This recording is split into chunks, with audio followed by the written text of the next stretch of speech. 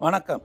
வாருங்கள், நமக்கு தெரிந்த வரலாறு, தெரியாத உண்மைகளை பற்றி பேசலாம்.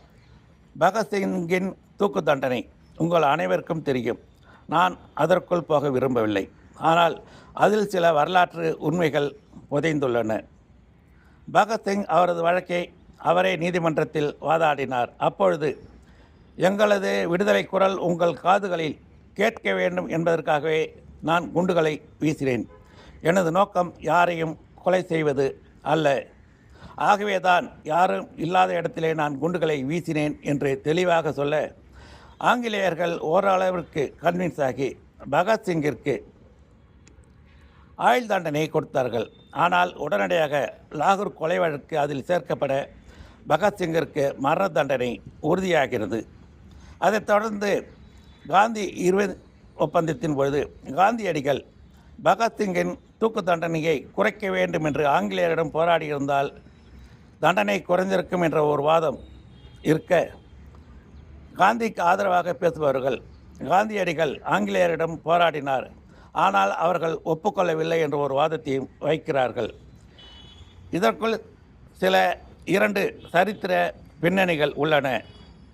மார்ச் 23 பகத்சிங் தூக்கிலிடப்படுவதற்கு முன்பாக திரு பண்டிட் ஜவஹர்லால் நேரு அவர்களும் மதன் மோகன் மாளவிகா அவர்களும் காந்திஜியை அவரது இல்லத்தில் சந்தித்து பகத்சிங்கின் தூக்கு தண்டனையை குறைக்க அழுத்தம் தாருங்கள் என்று பேச, அன்று காந்திஜி அவர்கள் மௌன விரதத்தில் இருந்ததால் இவர்களிடம் பேசாமல் ராட்டியை சுற்றியபடியே ஆண்டவன் விட்ட வழிப்படி நடக்கட்டும் என்று எழுதி காட்ட, நேருஜி அவர்கள் கோபமாக பேசி அங்கிருந்து வெளிவந்து விட்டார்.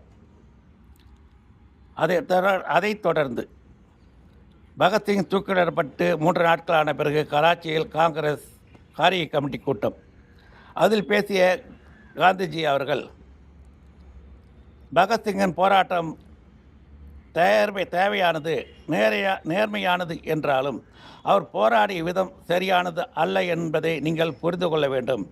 அப்படி வன்முறையை கையில் எடுப்பவருக்காக நான் பணிந்து சென்று எந்தவித கோரிக்கையும் வைக்க முன்வரவில்லை என்று பேசி முடித்தார்.